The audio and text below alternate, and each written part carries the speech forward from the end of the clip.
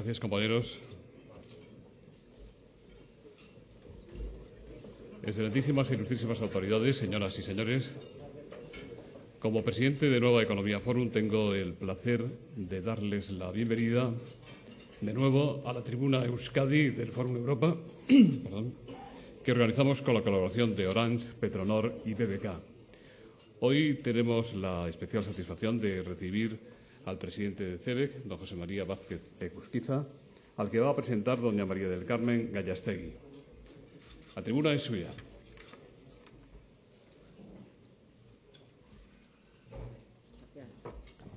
Egunon, buenos días. Lehenengo txema, eskertzen dut, eskerrik asko. Oso pozik nago hemen, zuekin eta gaur foru honetan. Bueno, probablemente la mayoría, buenos días a todos, pero probablemente la mayoría de ustedes piensen que estoy aquí porque aprecio al presidente de la Confederación de Empresarios de Vizcaya, José María Vázquez Egusquiza, y obviamente eso es cierto. Pero hay un detalle, algo más personal, del cual les quiero hacer partícipe, y es que gracias a nuestras hijas, que eran unos pimpollos de 4 años cuando empezaron a ir al Auro y se hicieron amigas, pues Chema y yo nos conocemos hace muchísimos años. Amistad que además todavía mantienen a pesar de la distancia geográfica que les separa y de la cual yo creo que tanto él como yo nos sentimos muy contentos y muy satisfechos. Por eso he hecho una cabriola en la agenda, porque en realidad no tenía que estar hoy aquí en Bilbao, pero bueno, yo creo que las hijas unen mucho y es muy importante este acontecimiento. A mí me gustaría hacer hincapié en el hecho de que Chema no es un ponente cualquiera, es un ponente que tiene una capacidad de trabajo, una versatilidad, un compromiso y una labor tan incansable en favor de la economía de este país que le hace en cierto sentido algo especial, ¿no? Yo en 1991, cuando salté de la universidad a la política, que no pensaba que iba a la política, pensaba que iba a un puesto técnico donde iba a poner en valor pues, lo que pudiera saber de teoría económica que fuera de utilidad para la economía del país, me di cuenta no de que el sector industrial era importante para el bienestar de los vascos y de las vascas, eso ya lo sabíamos como economistas y como profesores en Sarrico, pero me di cuenta de verdad de la tarea tan, en muchos sentidos, ingrata que tenían que desarrollar. Era una tarea en la que en los 90 la crisis, ahora nos parece que aquello fue una nimiedad, pero en el año 91 la crisis estábamos muy asustados con lo que nos venía encima y pude percibir los riesgos a los que se enfrentaban, tanto personales como profesionales, cómo tenían que vivir en continua angustia para mantener la actividad industrial, cómo además tenían que preservarse de la violencia de ETA. Entonces, aprecié, más si cabe todavía, el hecho de la tarea que los empresarios y las empresarias vascas estaban llevando a cabo, ¿no? Porque les vi actuar sobre el terreno. Obviamente no soy tan ilusa como para pensar que solo los empresarios van a salvarnos de la crisis económica en la que ahora estamos. Necesitamos trabajadores, necesitamos políticos, necesitamos banqueros, necesitamos investigadores, necesitamos todo tipo de personas que trabajen para poder salir de la crisis económica y para asegurarnos un bienestar y una prosperidad, tanto económica como social. Pero, en cualquier caso, el ver cómo el amor a la profesión y el amor a las empresas, yo creo que es una enseñanza importante. Y Chema Vázquez Egusquiza, al que hoy tengo que hacer la presentación, pues es un hombre que ha desarrollado toda su tarea profesional en el mundo industrial, toda su carrera profesional en el mundo industrial y por eso hacía incidencia en este hecho. Y en su figura quiero reconocer el mérito que otros muchos tienen. De forma más personal, yo también querría decir que creo que la figura de Chema Vázquez Egusquiza se caracteriza porque aparece en todos los foros y en todos los actos y en todos los encuentros en los que se hable de economía, en los que se hable de cultura, en los que se hable de innovación, se hable de progreso. Yo ya me lo he encontrado varias veces hasta en el Consejo de Excelencia de Eusko Ikaskuntza. Y allí no solo hablamos de economía, hablamos de otras muchas cosas. Pero allí he visto también esa capacidad de análisis que tiene, esa versatilidad, esa visión a largo plazo, y me he quedado pues sorprendida de cómo saca tiempo para realmente llevar a cabo tantas actividades al mismo tiempo. Por lo tanto, bueno, yo no sé, el tiempo es limitado. Los economistas decimos que uno de los recursos más importantes, que son escasos, es el tiempo, y la verdad es que él es incansable, es infatigable, saca tiempo para todo. Entonces, hacer un resumen de su currículum no es tarea fácil, pero lo voy a hacer. Entonces, pero antes de hacer ese resumen, les he dicho que es padre de una hija, pero también es de un hijo, no voy a enfadarse tu hijo. En cierto sentido, eres de los afortunados que tuviste la parejita, que todavía hoy muchos aspiran, ¿no?, a tener la pareja. Bueno, entrando ya en el terreno más profesional, Txema Vázquez Eguzquiza, muchos de ustedes ya sabrán, es ingeniero industrial metalúrgico, es licenciado en Ciencias Económicas por la UPV-HU, completó su formación en Estados Unidos y en Suecia, pero es en el sector metalúrgico donde ha desarrollado fundamentalmente su actividad profesional. Comenzó en Babcock como ingeniero de materiales y soldadura, después ha ocupado distintos puestos de dirección en sectores como metalurgia, bienes de equipo, construcción, y probablemente todos somos conscientes de que el pasado 27 de mayo, ayer, la Asamblea General de CEBEC la ha reelegido como presidente de la Confederación Empresarial de Vizcaya. Pero es que además es, y ahora lo leo, presidente de Construcciones Sobrino, de Giroa, es consejero y miembro de la Comisión de Auditoría y Cumplimiento de Gamesa, es consejero de la Autoridad Portuaria de Bilbao, es miembro del patronato del Centro de Estudios e Investigaciones Técnicas de Guipúzcoa y también, como les he dicho, es miembro del Consejo Social de Eusko Ikaskuntza. Esto es el hoy, pero también hay un ayer, y en ese ayer también aparecen logros y muchas conquistas. No solo llevaba a sus hijos a Lauro, sino que fue presidente de la Ikastola Lauro, fue presidente de la Federación Vizcaína de Empresas del Metal, miembro de la Junta Directiva de la COE, de SEOPAN, consejero del Centro de Diseño Industrial de Vizcaya, presidente de la Comisión de Innovación Tecnológica de la COE, presidente de la Comisión de Política Industrial de Confebas, y seguro que tiene algún cargo más que me dejo en el tintero. Pero por si esto fuera poco, encima saca tiempo para ir al monte. Y además, aunque no le he preguntado personalmente, seguro que es forofo del Atleti, porque el fútbol le gusta, porque me consta que ha jugado en 2 equipos. Ha jugado en el Sestao y en las Arenas, o sea que supongo que eres forofo del Atleti, ¿no? Sí, vale. Bueno, entonces, creo que es imposible hacer más en menos tiempo. Y con este bagaje yo creo que también va a ser imposible que nos aburra. Al revés, yo creo que su conferencia no nos va a defraudar, estoy segura de que lo que nos va a contar nos va a interesar a todos y a todas los que hemos venido a escucharle esta mañana. Muchas gracias.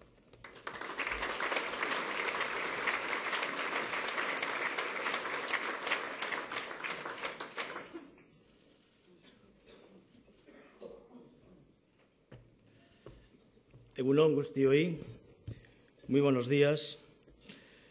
Tengo que hacer un esfuerzo para ponerme a nivel, Mari Carmen. Muchísimas gracias. Tengo que agradecer al Fórum Europa esta invitación y a los patrocinadores, a Orange, a Petronor y a la BBK, de tener el placer y el honor de estar aquí con todos vosotros.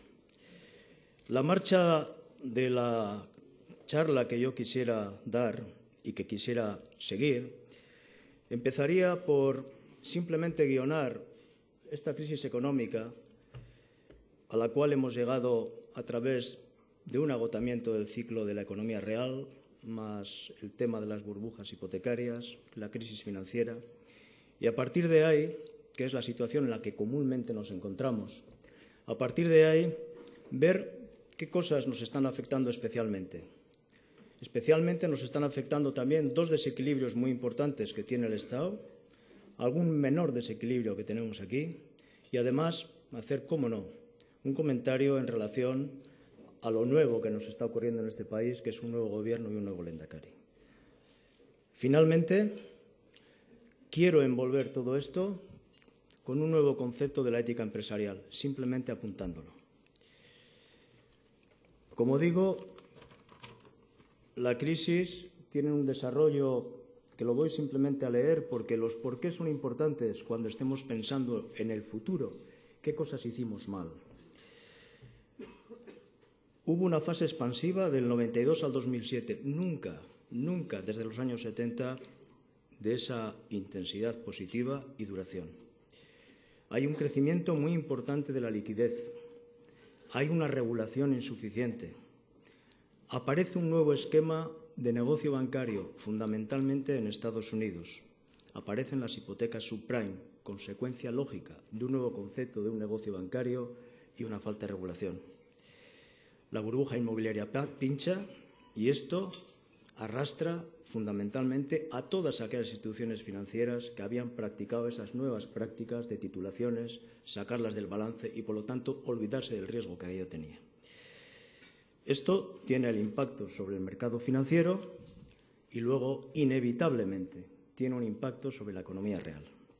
Yo creo que este es el momento en el que estamos, este es el momento común, y entonces lo que yo quisiera ya casi pasar enseguida a ver qué medidas de estímulo de la actividad económica real, se están empezando a practicar en el mundo y creo yo que con bastante consenso, aunque el consenso siempre se suele exigir que sea mayor. Quiero hacer una reflexión previa porque no nos fijamos mucho o pasa desapercibido un hecho importante y es que efectivamente el ciclo de la economía real en el año 2006 ya empezaba a decaer. Hablando de ciclos, yo voy a hacer solo dos referencias a dos científicos, economistas científicos, que opinaron sobre las crisis y la salida de las crisis, y luego voy a hacer un comentario más intuitivo y más basado en la experiencia que yo tengo. Simplemente para saber que, aparte de la crisis financiera, también ha habido un agotamiento del ciclo y que también tendremos que pensar en estas cosas en el futuro. Cosas que nos dirían. Nikolai Kondrantiev nos diría que ya ha llegado el tiempo del ciclo, que ya ha llegado el tiempo de agotamiento de la onda. Esto nos diría un científico de primer orden, un estudioso de la onda larga de los ciclos, que sin embargo no llegó a decir el porqué de estas cosas, pero es una constatación científica. Joseph Schumpeter nos diría que se han acabado y más que consumido los productos innovadores que empujaron el otro ciclo. Y ahora esperamos grandes descubrimientos tecnológicos integrados en los procesos productivos. Esto es muy importante, descubrimientos tecnológicos integrados en procesos productivos. Y además, que esos procesos productivos generen renovación de productos de consumo masivo. No hay que producir cualquier cosa como objetivo, no hay que innovar cualquier cosa como objetivo. Sin embargo, Schumpeter probablemente estaba reflejando el éxito del Forte de Ford o el éxito innovativo del .com que luego explota y el éxito mucho menos innovativo de vender pisos. Por lo tanto, la innovación no siempre es la clave del desarrollo. A veces sí y a veces no. Por eso hay que elegir muy bien esto. Dicho esto, ahora voy a la parte más intuitiva. Digo, hombre, ¿por qué se agotan las fases expansivas? Si resulta que la demanda debiera de seguir existiendo, porque todos sabemos que las necesidades aumentan, sistemáticamente aumentan. Bueno, la demanda se paraliza y las necesidades aumentan, situación que en este momento existe y que es una esperanza de futuro. Y yo digo que los mercados globalizados no son tan transparentes, no son todo el mundo. Y aquí tengo un apunte pequeño de un gráfico que nos suele enseñar Yosuyon, donde se ven las luces del mundo y los negros del mundo, y donde vemos perfectamente que la globalización no es el mundo, todavía no es el mundo. Por lo tanto, el mercado tiene un límite, porque no es todo el mundo. Y tiene alguna explicación más sencilla de que todo el que tenga un poco de experiencia en el mundo internacional de la producción.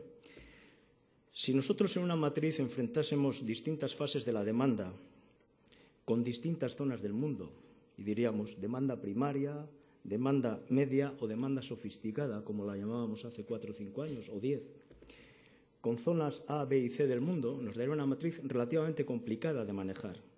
Pero si enfrentamos esta matriz con 3 variables fundamentales, cuando tenemos que captar, medir la viveza del mercado, que son el tiempo, el espacio y la información, nos saldría probablemente un volumen con un montón de variables y realmente con tantas variables muy vulnerable. Y yendo a lo más sencillo, claro que todos queremos vender bien, pero aquí hay 4 o 5 obstáculos que manifiestan que la globalización no es tan sencilla. En algunos sitios no me pueden pagar lo que yo quiero. En otros sitios la distancia, el coste y la dimensión empresarial son fundamentales y no las podemos tener todos. Los proteccionismos tácitos o explícitos que existen. Los ciclos innovativos demasiado largos o ocultos que también existen. Las dificultades de cambiar de sector. Una vez que uno ha percibido que un sector no era el adecuado, dificultades de cambiar de sector. Estas son 5 cuestiones de la práctica diaria de los grupos multinacionales que actúan o actuamos en todo el mundo, y algunas más. Pero además ahora tenemos algo que afecta al corazón de la demanda, al corazón de la sensibilidad del inversor, que es la crisis financiera global. Por lo tanto, tenemos ciclo y tenemos crisis financiera global. Pasando, como he dicho, por todo encima del guión que hemos hablado de cómo se ha construido la crisis, me gustaría ya hablar qué medidas se están tomando en el mundo para estimular la actividad económica. Como digo, es el agotamiento de la fase alcista, más la burbuja, más la crisis financiera, que tiene que ver mucho con la burbuja, y ahora, digo, estamos todos en el mismo sitio, en una profunda crisis económica real. Ahora sí que nos parecemos todos. Por lo tanto, las políticas que se adopten tienen que ser políticas de consenso, políticas generalmente aceptadas. ¿Qué medidas se están tomando de estímulo a la actividad económica? A partir del G20, el 15 del 11 del 08 en Washington, se piensa y se adopta un impulso mediante el estímulo fiscal masivo. Y esta es una medida de consenso. Ante esta situación excepcional, ¿cómo están reaccionando o cómo reaccionaron los organismos, las organizaciones que tienen que controlar la ortodoxia económica, que es el control de la inflación y el control del déficit público? Pues bien, todas ellas se están aviniendo a la recomendación de políticas fiscales activas aún a costa del incremento del déficit. Y así se han manifestado todas y cada una de las organizaciones que tienen que controlar el mundo. Por lo tanto, hay un suficiente consenso.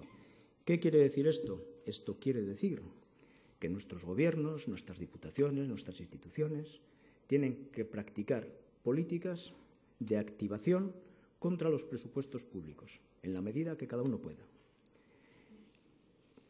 Además, también se habla, como medida de estímulo en el G20, la reforma de los sistemas de regulación y supervisión, la transparencia. Este es un aspecto que a medida que avanzamos en la crisis va quedando un poco orillado, pero yo lo quiero poner encima cuando estemos acabando esta conferencia. Me parece vital. ¿Qué ha ocurrido en el Estado español? Y esto es muy importante, porque son las economías de la Comunidad Autónoma de Euskadi y el Estado español son 2 economías tremendamente entrelazadas, tremendamente dependientes. Lo que pasa en un lado casi seguro que va a pasar en otro. Y aunque hemos tenido indicadores económicos ligeramente divergentes, tendencialmente han sido iguales en la última década. Voy a decir, primero, España tiene 2 desajustes importantes que seguramente le van a hacer salir más tarde de la crisis. El primero, muy conocido, muy nombrado, es el peso excesivo del sector inmobiliario. Probablemente del sector de construcción en su conjunto, pero no del sector de construcción que estructuralmente aporta más, que es la obra civil, sino el sector de vivienda residencial.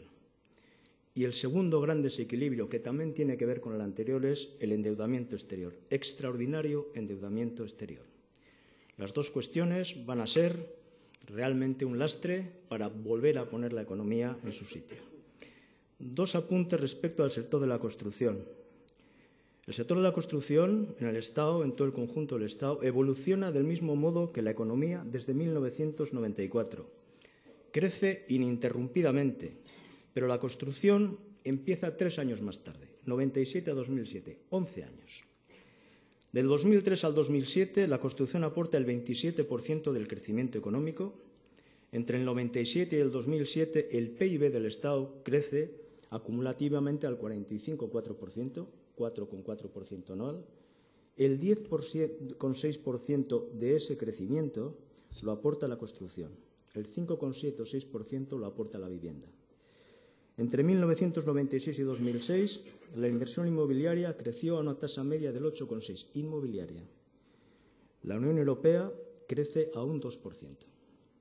En los últimos años, la construcción supone el 30% de la formación bruta de capital, que a mediados de los 90 suponía el 21%. Este es un desequilibrio muy importante, ahora veremos cómo ha afectado a la actividad financiera, y este es un desequilibrio que aquí, en la Comunidad Autónoma de Euskadi, el peso del componente de la edificación residencial no es este, el peso de la aportación al PIB no es este, y de ahí también unos y otros tendremos que aprender qué cosas hay que hacer en el futuro. ¿Por qué ha ocurrido esto? Pues porque los tipos de interés han estado en mínimos históricos, porque la política monetaria del Banco Central Europeo para una economía como la española que estaba creciendo era muy laxa, muy holgada, porque hay un componente cultural muy importante de considerar la vivienda como la inversión fundamental de nuestra vida y porque la burbuja se manifiesta rotundamente, porque el precio de la vivienda entre el 98 y el 2008 crece al 193%. De momento, recuerdo yo, para evitar establecer responsabilidades o no, desde hace más de 10 años se están visando proyectos del orden de 700.000, 800.000 viviendas en el Estado. Y nadie ha dicho nada. Nadie ha dicho nada. Desde hace 10 o 11 años. ¿Por qué? Pues porque el mundo de la subcontratación podía ir y venir bien y porque había otros colchones. Esto, evidentemente, cuando hablo yo luego, es una cuestión a corregir. Por no decir también que la aportación media de Europa respecto al PIB en construcción, pues en España puede ser del 19 o 20%, y sin embargo la media europea está en la mitad. Digo que cuando hablo de construcción es importante distinguir lo que es sector inmobiliario y sector de la construcción, y dentro del sector de la construcción qué es obra civil, qué es equipamiento y qué es edificación residencial. Muchas veces leemos en los periódicos el ladrillo. Rotundo error. Generalización de ignorantes. No es el ladrillo. Hay muchas más cosas que hablar cuando estamos hablando del sector de la construcción, como del sector del metal. No es lo mismo un buque que un tubo, y eso es el metal, pues son cosas muy distintas. Por lo tanto, hay que ser muy preciso, sobre todo cuando pretendemos cargar o no cargar las culpas o las esperanzas en una parte del sector o en otra. Por lo tanto, quería decir, la construcción residencial fuertemente promovida, más el Plan Estratégico de Infraestructuras, el PEIT, en el Estado nos da un sector de construcción hipertrófico, el doble que la media europea en términos de aportación al PIB. No sostenible, no sostenible. Otra cuestión tremendamente enlazada con, esto no es sostenible sobre la marcha. Tener un sector de construcción tan dimensionado, evidentemente detrás recursos de otro tipo de inversión. También es verdad que aporta mano de obra, por lo tanto, una de las cosas que en este momento se está viendo, que aquí cae la mano de obra más que en Alemania, ¿por qué? Pues porque aquí el sector de la vivienda residencial ocupa muchísima mano de obra. Y además ocurre que es un sector que transporta muy poca incremento tecnológico. Por lo tanto, estás promoviendo dos desviaciones que nos tienen que dar la pauta de por dónde tenemos que orientar la economía. Endeudamiento exterior. Excesiva dependencia de la financiación exterior en la última década y media. El endeudamiento de hogares y empresas ha supuesto ya en el 2008 el 200% del PIB. Y el saldo de la balanza de pagos por cuenta corriente es del 10% negativo. Por lo tanto, no se ha generado volumen suficiente. No se ha generado volumen de ahorro suficiente para generar la inversión residencial y la banca española, en general solvente, que no ha practicado esas titulaciones sacadas de balance, que es un poco más largo de explicar, no ha utilizado eso, ha estado bien regulada en esto, pero así todo, la banca no ha sido capaz de financiar la promoción inmobiliaria, el desarrollo de viviendas residenciales. Y tiene que recurrir a bancos extranjeros y entonces tenemos unas entidades financieras que están endeudadas en el exterior. ¿Y qué ocurre? Pues ocurre que tiene que refinanciar a corto plazo el compromiso que tiene a largo plazo, es decir, se ha desequilibrado el balance, no ha perdido la solvencia, no ha perdido la correspondencia total, pero en este momento, la recaudación interna que tiene que hacer la banca es previendo cómo tiene que satisfacer los plazos y las renovaciones que le van venciendo y que tiene que hacer cargo y que tiene que hacer frente. Esto tiene que ver con lo anterior porque la mayor parte del endeudamiento ha sido precisamente orientada al sector de la vivienda residencial. Si no hubiera sido orientada al sector de la vivienda residencial, si hubiera habido otras políticas, pues probablemente hubiera habido más estabilidad y más fácil salida de recursos. ¿Por qué? Pues porque hay 1 millón de pisos sin vender y porque luego hablaré de las medidas. Claro que hay que sacarle del marasmo a la promoción inmobiliaria, claro que sí. Y esto tendrá que enfrentar dos políticas. Una privada, que es, habrá que poner precios realistas, y contra precios realistas la banca tendrá que practicar créditos sensatos. Hasta que no se amorticen ese 1 millón de pisos, esto va a estar quieto. Y si esto está quieto, muchos de nuestros subcontratistas de aquí, muchos de los proveedores de aquí van a estar quietos. Y no solamente será el automóvil el que nos esté produciendo efectos en la cola, sino también el propio tema del extraordinario desarrollo de la vivienda residencial. Ahora ya paso a la parte final, ¿no? Yo he intentado explicar rápidamente cómo se ha producido este cambio económico y ahora quiero aproximarme a la muy importante circunstancia que es para un país un cambio de gobierno y un cambio de lehendakari. Todos estamos en los gobiernos, en los cambios, y CEBEC, organización más que centenaria, que me honro en presidir, está en el cambio. Y tiene que desempeñar el papel ético, es decir, lo que su público espera que haga. Nuestro papel institucional es colaborar lealmente con las administraciones en todo lo que se nos pueda requerir, pero especialmente en el análisis, la propuesta, en el apoyo o en la crítica a aquellas medidas y acciones que puedan afectar al desenvolvimiento empresarial, base del bienestar social.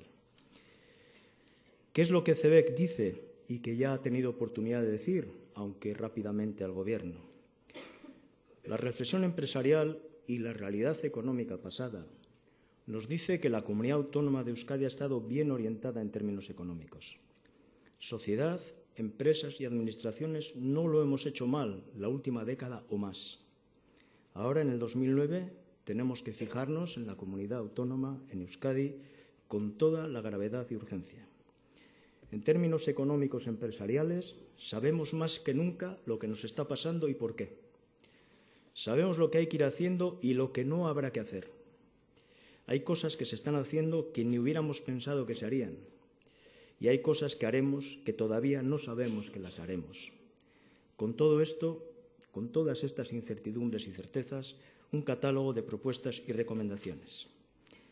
La primera tiene que ver con algo que desde hace 10 años las organizaciones empresariales estamos pidiendo, y no lo sé porque no lo pide la ciudadanía.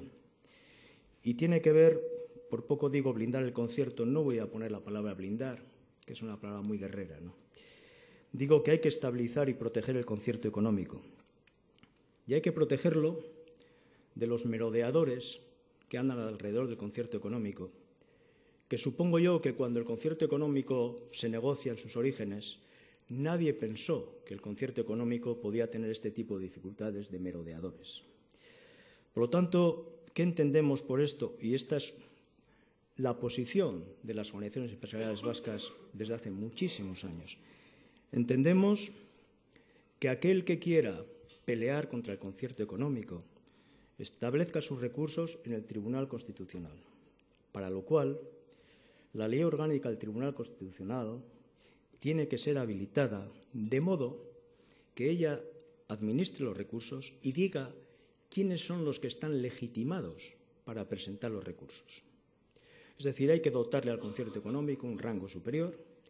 No estamos hablando de blindar porque el concierto económico seguirá siendo recurrible, pero lo tendrán que recurrir no merodeadores, que nos ponen con la excusa de la competencia, con la excusa política, nos ponen siempre en problemas, en dificultades, que siempre tenemos mucha seguridad que la norma va a seguir, pero pudiera ocurrir que en un momento determinado tuviéramos algún otro tipo de dificultad o algún otro tipo de persistencia que no puede ser. El concierto económico, aparte del acierto que tuvimos en el 82, el concierto económico fue la herramienta fundamental para cualquier gobierno vasco, para todo el pueblo vasco en su conjunto. Y esto es una cuestión que no es de hoy, ni de la comida de CEBEC, ni nada de esto, es una cuestión de hace 10 años en las patronales, por lo menos. Y lo que no entiendo yo es que el pueblo vasco no piense que esto es importante. La siguiente cuestión que debo de decir es que tenemos que conservar la relación administraciones-empresa bien a nivel institucional o individual. Este es un gran patrimonio, la cercanía. La cercanía. La tercera cuestión, que tiene que ver con el estímulo fiscal, es la aceleración de la obra pública, civil y equipamientos. Tiene pros, que es el efecto de arrastre de la economía y el empleo, y tiene contras. Desvían la economía de la estabilidad presupuestaria. Quizás sea una oportunidad para la inversión privada en infraestructuras.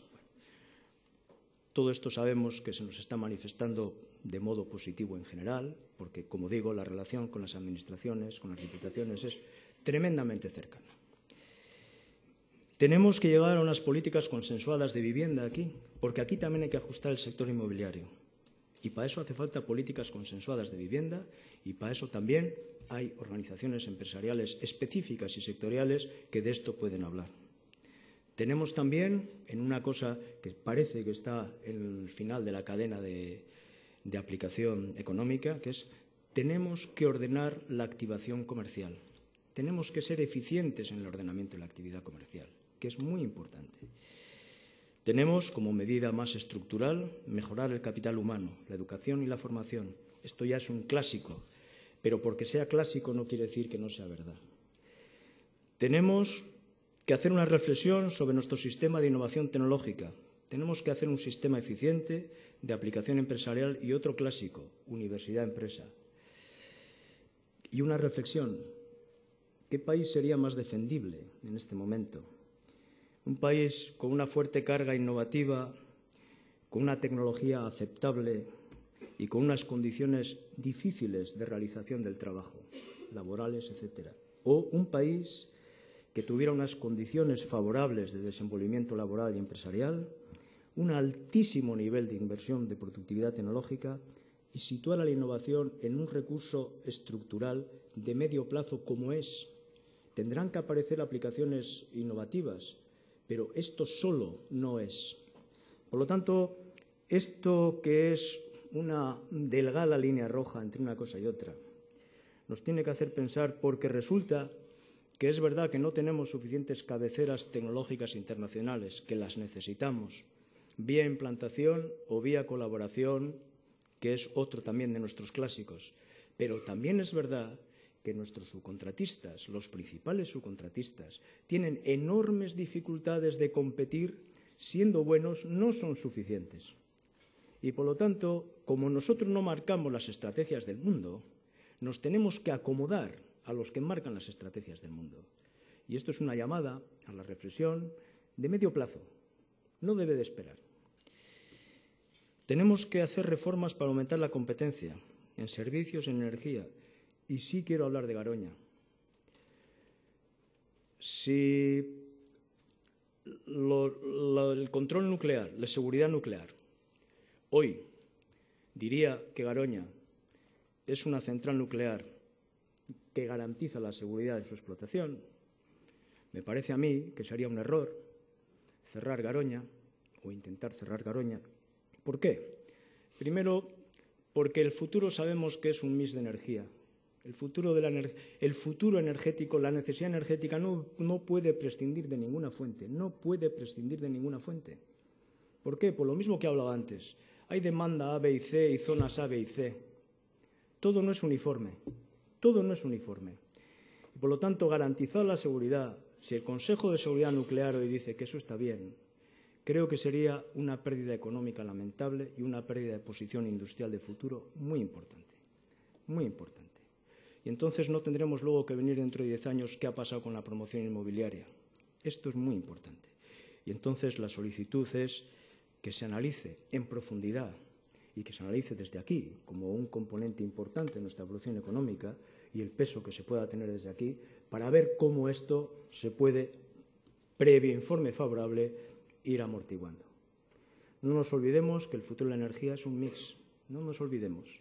Y no nos olvidemos tampoco que cuando vamos a otro tipo de energía, no sé si las Juntas Generales o el Parlamento Vasco rotundamente ha impedido la colocación de centrales eólicas en los montes, en algunos montes de Euskadi.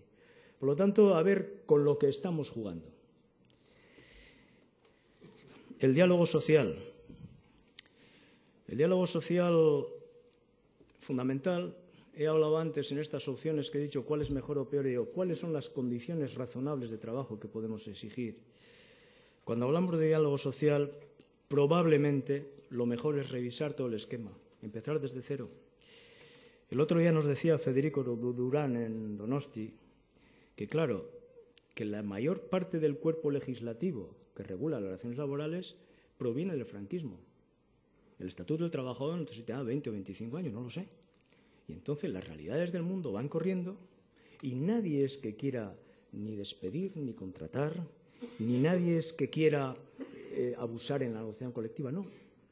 Yo creo que lo que hay que poner es la hoja en blanco y decir las cosas. Y no puede ser, como también él decía, la negociación colectiva en España es Santa Rita, Rita, Rita, lo que se da no se quita. Esto no puede ser. Esto no puede ser. Porque las aperturas que tenemos los empresarios necesitan también un tipo de colaboración distinta.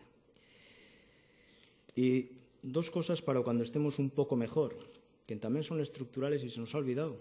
El control de la inflación, que afecta directamente a la competitividad. Desde la integración monetaria hemos conseguido un diferencial de inflación de un 1% año respecto a la Unión Europea. Los precios desde el inicio de la Unión Monetaria han crecido un 12% más que en el resto de Estados miembros. Ahí tienes, lo hemos conseguido. Control de costes laborales unitarios. Desde 1999 han crecido casi un 25% en el Estado, 14% en la Unión Europea y menos del 2% en Alemania. Es verdad que tampoco cuando un país es rico, como este es, y todavía lo sigue siendo, hay que ser cicatero con las cosas, pero hay que saber que el futuro se va construyendo. He puesto una reflexión y también quiero transmitir suficiente optimismo. ¿Por qué? Porque somos capaces de trabajar. Yo creo que somos capaces de comprometernos todos con el futuro. Creo que un poco más de austeridad no nos vendría mal. Creo que el realismo es importante y, sobre todo, quiero transmitir la serenidad. Si hemos hecho bien nuestros análisis producto-mercado del futuro, nadie nos tiene que separar de ahí con unas medidas de urgencia que habrá que tomar. Porque, como he dicho antes, la demanda está latente y la necesidad es mayor. Y ahora, por fin, quiero mencionar una cuestión de la que hablaba al principio de la crisis, ¿no? Y que se ha dejado de hablar un poco con la misma intensidad. Y forma parte de la cuestión de la gestión ética, es la regulación de los mercados financieros. Acerca de los mercados financieros existía hasta antes de ayer una teoría que es el mercado se autorregula, luego algo de fuera rompe el equilibrio. El mercado financiero se autorregula, luego algo de fuera rompe el equilibrio. B. Los mercados financieros reflejan las bases de las economías reales. Nueva idea, a la fuerza ahorcan. Nueva idea. El mercado no se autorregula. Las expectativas de los intermediarios pueden afectar a los mercados financieros. Este es un típico ejemplo de cómo las agencias de rating no han podido impedir el afán de los intermediarios y cómo los intermediarios han llevado a determinada banca a las titulaciones, digo, subprime. Los mercados financieros no son ahora los que han resultado afectados por la economía real. Los mercados financieros son los que han afectado a la economía real. ¿Habría un fusible? Sí.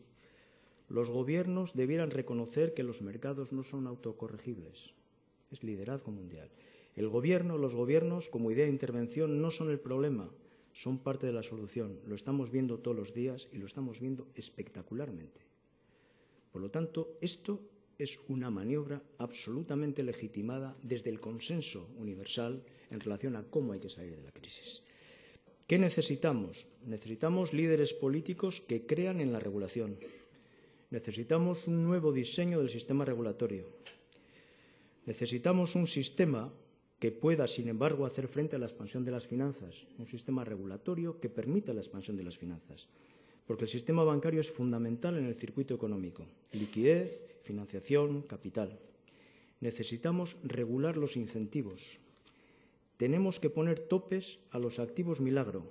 Ya conocemos el patrón de su comportamiento. Necesitamos controlar los productos que en vez de administrar el riesgo lo esparcen y lo aumentan. Son productos tan complejos que no los entienden ni las agencias de rating. Tenemos que aplicar la transparencia, la máxima transparencia. Tenemos que aplicar la responsabilidad social corporativa hacia adentro y hacia afuera. Aislar la intriga y el espaldismo, que no es nadar de espaldas, es hablar por la espalda. No permitir que las tecnocracias se adueñen de los proyectos, no permitirlo.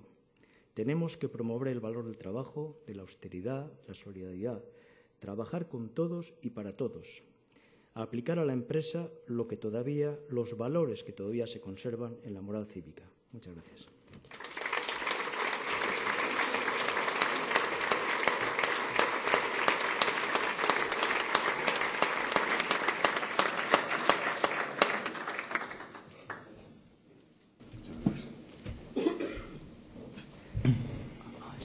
Muchas gracias, presidente. Tenemos muchas preguntas, otras vendrán, seguramente. Yo le agradecería la mayor concreción posible en las respuestas para que haya más oportunidades. Usted se ha referido al tema del concierto económico y este tema ha suscitado una buena parte de preguntas. Dicen que la asamblea de CEBEC y usted fueron testigos de la confrontación entre el Endacari y el diputado general de Vizcaya en relación con el supuesto blindaje del concierto económico y la necesidad defendida por el diputado Bilbao aquí presente de garantizar el concierto.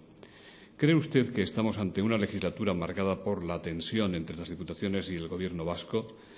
¿Sería CEBEC partidaria de que se eleven a ley las normas forales o que sea el Parlamento vasco el que legisle sobre la aplicación del concierto? Y otra pregunta, ¿a quién se refiere usted cuando habla de merodeadores alrededor del concierto? A la primera cuestión, yo y muchísima gente se ha visto sorprendida por una información que ponía que había habido un clima de confrontación en la Asamblea General de CEBEC. Muy sorprendida. Yo estaba allí en medio. Y es verdad que en relación con el tema del concierto, que lo suscita una determinada pregunta del público, es verdad que hay 3 respuestas. Una del consejero Carlos Aguirre, una respuesta de José Luis Bilbao y una respuesta a José Luis Bilbao del Endacari Patxi López. Cada respuesta fue ajustada a lo que en cada momento esas 3 personas pensaban y tenía un ajuste, desde mi punto de vista, de percepción técnica, que evidentemente detrás cada uno tendrá su propia valoración política, si la tiene, la de José Luis Bilbao también y la de Patxi López también. Y debo de decir que el clima que hubo allí fue un clima de decir exactamente qué cosa pensaba cada uno, pero en absoluto de crispación. Por lo tanto, niego la mayor. Niego la mayor porque yo estaba allí. Esta es la primera cuestión. La segunda es, en relación con esto. Si sería CEBEC partidaria de que o bien se eleven a ley las normas forales o bien que sea el Parlamento Vasco el que legisle sobre la aplicación del concierto. Yo creo que he contestado esta pregunta en mi intervención. Nosotros lo que decimos es que esto sea situado en el sitio más defendible. El sitio defendible es un sitio donde el concierto tenga rango de ley y esto es una cuestión. Nosotros queremos que todo aquel que quiera recurrir al concierto económico, primero, esté legitimado por la ley del Tribunal Constitucional, ley orgánica del Tribunal Constitucional, y segundo, a pesar de estar legitimado, que se identifique allí. No decimos que el concierto no sea recurrible, que sea recurrible donde debe ser recurrible. Por lo tanto, las organizaciones empresariales vascas desde hace 10 años estamos diciendo que esto se sitúe ahí. ¿A quién se refiere cuando habla de merodeadores? Pues yo creo que en La Rioja hay algún pertinaz seguidor y creo que en algún momento también algún sindicato se ha hecho presente en esto y bueno, y algunos otros, no sé si zonas de algún partido político o así, pero esos son los merodeadores. Casi siempre son los mismos, muy identificados, y a veces tienen unos motivos y a veces tienen otros. Pero claro, el problema está que en algún merodeo de estos haya algún tribunal sensible que nos obligue otra vez a estar yendo a Luxemburgo, yendo a no sé dónde y tal. Eso ya hemos ido. Ahora queremos el siguiente paso y nada más. Dicen, parte del pueblo vasco no piensa en el concierto económico porque quizás piensa en la creación de un Estado propio, herramienta definitiva. ¿Qué piensa en este sentido el sector empresarial en su mayoría? No entiendo bien la pregunta porque creo que no tiene relación el concierto económico con lo del Estado propio. Nosotros cuando estamos hablando del concierto económico estamos hablando del concierto económico. El concierto económico ha sido una herramienta fundamental. No digo que no haya sido fundamental y siga siendo en la estructuración de un país, pero ha sido fundamental sobre todo en la aplicación de su virtualidad al desarrollo nuestro desde el año 82. Así es. Y además, cuando digo que el pueblo vasco, la ciudadanía no piensa, la ciudadanía de este país tiene cierto despego a pensar en algunas cosas muy importantes. El otro día en la Asamblea de CB que hablaba de la violencia, que no la he querido comentar, pero tiene despego hacia manifestarse de esto. No sabemos por qué, pero tiene despego. Entonces, yo creo que ese despego es el que también se traslada y transmite a que opinen sobre el concierto económico, o es algo que creen que es solo de los empresarios, o es algo que no se ha conseguido transmitir en toda su extensión a lo que es la realidad económica. Pero no lo relaciono con ninguna otra cuestión. Me preguntan si cree usted inevitable una moción de censura en la Diputación de Álava. Ya sabemos que usted es de Vizcaya, pero le preguntan si le preocupa que las consecuencias de esa posible moción de censura precisamente agraven el clima político coincidiendo con la crisis económica. Antes me parece que me he dejado una parte de una pregunta que también hacía referencia. Me parece que alrededor del concierto a un determinado clima político de diputaciones y tal. Bueno, debo de decir que hará 15 días, quizá 20, tuve el honor también de ser invitado a una comida del Círculo de Empresarios, donde comparecieron los 3 diputados generales de los 3 territorios históricos, don José Luis Bilbao, Márquez Olano y Xavier Aguirre. Y allí es un círculo donde hablamos privadamente, y voy a romper un poco la privacidad. Allí hubo preguntas de todo tipo y estilo, pero una cosa quedó clara al cuerpo empresarial que estábamos allí. Yo he hablado que CEBEC va a ser leal. Esa es la palabra que yo escuché a los 3 diputados generales, que van a ser leales, que no van a poner ninguna piedra ni ningún palo en las ruedas del camino económico para nada. Y esto es un compromiso que ellos 3 oficiosamente lo cogieron. Y las personas que estábamos allí, de verdad, pues somos personas que algo tenemos que decir en esto. Por lo tanto, ese testimonio directo lo escuché yo. A la pregunta de la Diputación Foral de Álava, no tengo ni idea de cuáles son las alternativas políticas. Yo no soy un observador político y, por lo tanto, es una pregunta que no voy a contestar. Pues parece mentira que no sea usted observador político.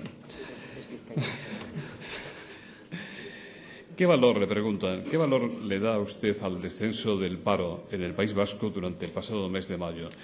¿Es un brote verde, el inicio de una tendencia de recuperación, como ha señalado Zapatero, o un espejismo momentáneo? Lo primero es que le otorgo un valor de alta calidad humana, porque eso supone que habrá 5.000 personas y las familias allegadas que durante un determinado tiempo van a poder tener trabajo en su casa. Valor fundamental.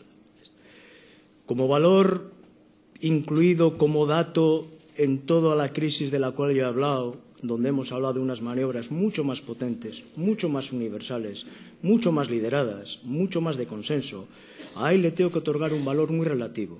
Pero le otorgo un enorme valor al saber que hay 5.500 familias y más personas que en este momento pueden, el tiempo que sea, beneficiarse de un salario. No dice mucho, ¿no? Para ser observador no político, no dice mucho. ¿Por qué cree, le preguntan, que el gobierno francés ha paralizado los estudios preparatorios del enlace del tren de alta velocidad francés con la Y vasca? ¿Coincide usted con el presidente de Aquitania, que calificó la medida de insensata, cínica, estúpida, irresponsable, inverosímil, clientelista, indignante y puñalada por la espalda? ¿O está de acuerdo con el gobierno vasco de que la decisión francesa obedece a motivos electorales? Al final será la Unión Europea la que ponga buen sentido común sobre el asunto? La Unión Europea no sé si es capaz de poner mucho sentido común en general, porque lamentablemente la Unión Europea tiene un poder político lejos de la ilusión con que se pone pensando en la propia Unión Europea. Respecto a la pregunta, es una pregunta que se hace basada en una información que no la he leído y de la cual no tenía noticia. Yo lo único que puedo decir es desde la parte vasca que es evidente que una comunicación del nivel de calidad que supone el tren de alta velocidad conectado con Europa es un valor muy importante para la economía nuestra. No sé qué habrá dicho el de Aquitania, Carna Bruni o eso no sé, porque no lo he leído. Pero lo que sí sé es lo que nos parece a nosotros. Eso tiene que llegar y pasar. Y ya está. El diputado general de Vizcaya, don José Luis Bilbao, ha dicho que hemos quedado los últimos como en Eurovisión. Lo dice hoy el periódico El Correo en referencia a la adjudicación a Suecia de la fuente de neutrones.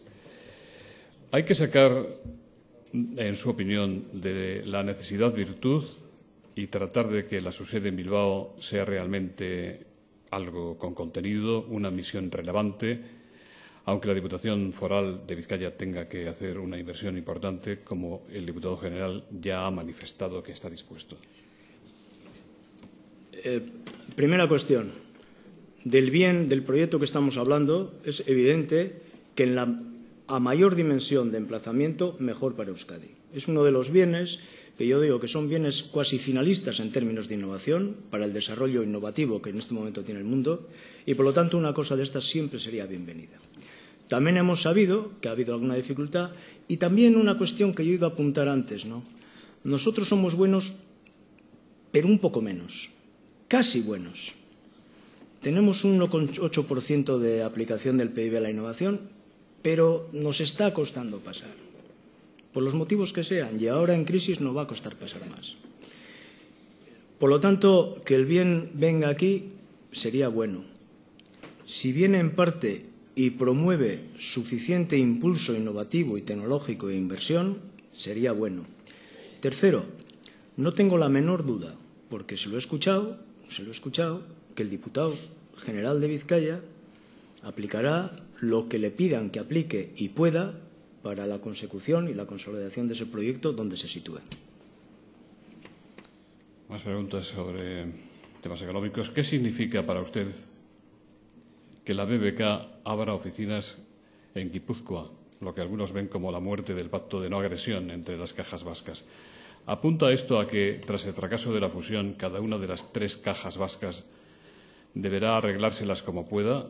¿Descarta usted una fusión, teniendo en cuenta cómo están las cosas de la política, o solo es un aviso de marineros lanzado por la BBK?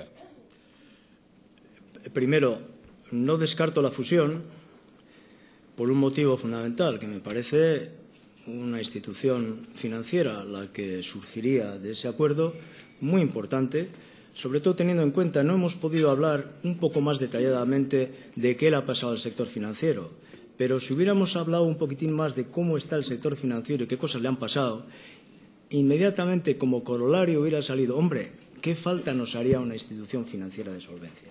Por lo tanto, eso sigue imperturbable. Esa es un valor fijo. Eso es necesario. El tiempo en el que se haga, pues será un tiempo, como hemos visto antes, dominado en parte por lo político, y las 2 oficinas que la BBK va a abrir en Zarauz, yo creo que esas, información privilegiada, yo creo que esas oficinas la BBK las tenía previstas hace muchísimo tiempo, casi con seguridad, porque las cosas no se hacen de un día para otro. Y lo siguiente es que no creo que sea un choque de espadas, porque no creo que ese es el talante. Por lo tanto, las cosas vendrán, pero no pongamos conflictos donde no los hay. Y si los hay, yo no los conozco. Usted ya se ha referido a la central de Garoña, pero hay una pregunta que le da la oportunidad si quiere precisar algo más. ¿Comparte la visión de Confebac sobre las negativas consecuencias que para la economía y las empresas vascas tendría el cierre de la central nuclear de Garoña? ¿Cree que está asegurada la seguridad de la central? Hombre, yo creo que la primera manifestación pública en relación a Garoña la hice yo precisamente en la Asamblea General de CEBEC. donde me parecía que poníamos, primero, en peligro una estrategia fundamental en todos los países, que es un mix de energía. La siguiente cuestión, que concretamente la central nuclear de Garoña aplica mucha de su energía al País Vasco y, por lo tanto, sería previsible que, si no el cese del suministro, sí un previsible aumento de los costes, que de un modo o de otro serán repercutidos en la industria. Y, por lo tanto, cumplido el requisito que el Consejo de Seguridad Nuclear dirá hoy, cumplido ese requisito, nosotros somos absolutamente favorables a que no se cierre Garoña, sobre todo porque crearía un precedente que, si se traslada en cadena, entonces sí que desequipa radicalmente al país de cualquier futuro de mix energético. Le preguntan, fíjese usted qué cosas le preguntan. ¿Para qué cree usted que Iberdrola ha hecho caja vendiendo un 10% de Gamesa? Pues eso yo creo que hay que preguntárselo a Iberdrola. Y creo, además, que en alguna nota de prensa que apareció, allí ponían los motivos. Si esos son los motivos que dice Iberdrola, ¿qué voy a decir yo otros motivos? Esos son los que saben por qué lo han hecho. Y lo pone, en algún periódico lo pone. Ayer, más o menos explícitamente. Por lo tanto, eso es lo que es. Don Benedicto Martínez le pregunta si se están valorando las similitudes específicas de gravedad entre las crisis del 29 y la actual, sobre todo en duración y consecuencias. Yo creo que son burbujas. La del 29 es una burbuja que el bien con el que se trafica son las acciones. Las acciones son las burbujas, y alguna práctica que también ha habido aquí hace 3 o 4 años de las grandes OPAs y fusiones, y es que las mismas acciones que yo compro son las que me vuelven a reavalar mi inversión. Acciones avalan acciones. Yo creo que el boom del 29 no fue de pisos, no fue .com, fue de acciones. Y luego allí se toma una medida completamente distinta a la que definitivamente se ha tomado ahora. Allí se suben los tipos de interés para controlar la inflación y no se recurre para nada tampoco a las políticas fiscales, con lo cual llega un decaimiento profundísimo de la economía real. Esas son burbujas, pero de naturaleza muy distinta, sobre todo porque el bien que se hace rotar es otro bien completamente distinto. Ya para finalizar, ¿propondría usted algún remedio para aliviar el desplome del comercio exterior vasco, en particular en Vizcaya, tanto en importaciones como en exportaciones? El desplome del comercio exterior vasco es el mismo desplome que están sufriendo muchas economías y tiene que ver con la prácticamente inversión nula que en este momento funciona en los mercados tradicionales. El sector del automóvil, parte del sector energético, la promoción inmobiliaria, las viviendas, todo esto afecta en cadena al sector exportador vasco. Por lo tanto, la medida es una medida que tiene que ver con un liderazgo político que sepa transmitir seguridad a la banca, al mundo financiero, que el mundo financiero sepa dónde están los límites de su incapacidad de liquidez o de solvencia, cada uno en su caso, y que en ese caso recibiera también el respaldo de ese liderazgo mundial. Una vez que se restablezca este equilibrio o esta confianza, el inversor mundial empezará a funcionar, la demanda se empezará a activar y las compañías grandes, medianas y pequeñas seguirán enganchadas a la cabecera a la que estén enganchadas. Por lo tanto, esto sí es global. ¿Por qué? Pues porque no somos cabecera y lo que era virtud hace 4 años ahora es dificultad. Por lo tanto, el sector exportador vasco tiene una dependencia directa del arranque de la demanda, el arranque de la demanda una relación directa con el arranque del mundo financiero y de que el liderazgo mundial le dé garantías y regule. Por lo tanto, un sistema regulado también es un sistema más garantista para la propia banca. Y estas son las condiciones grandes que se tienen que cumplir para que aquí las fábricas de coches empiecen a funcionar con más permanencia, porque las tiendas empiecen a recibir clientes con más permanencia, porque los fabricantes de componentes empiecen a poder suministrar con más permanencia y porque las grandes empresas definitivamente vuelvan a seguir con sus proyectos estratégicos de producto-mercado que en este momento están llevando a cabo. Muchas gracias, presidente. Y ya para despedir el acto, en nombre de las entidades que patrocinan la tribuna Euskadi, don Josué Nimaz. Egun guztioi, buenos días a todos. BBK, Orange eta Petrolgen izenean eskerrak eman dizkiot bihotz-bihotzez Txema Vázquez Eguzkizari gaur egin digun garrantzizko ekarpen horrengatik, benetan baliotsua. Una aportación valiosa que además viene del representante del sector que se compromete y arriesga en la generación de riqueza en la sociedad, como son los emprendedores. Y yo creo que Txema nos ha puesto el foco en dos temas especialmente relevantes hoy, y lo has hecho mirando a la economía, no como observador político, como bien ha señalado.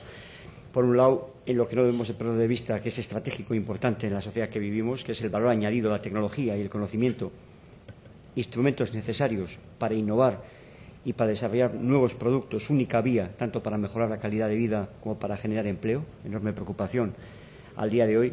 Y luego has puesto el foco en otro tema especialmente relevante, los valores, y has hablado incluso de moral cívica cuando hacía referencia a la transparencia, aspecto especialmente importante también en el momento que vivimos. Por tanto, te agradecemos en nombre de los patrocinadores BBK, Orange y Petronor el que nos hayas puesto una luz y un camino en estos momentos de incertidumbre y también de cierta turbación. Benetan bihotz-bihotzez, eskerrik asko y muchas gracias a ustedes por su presencia.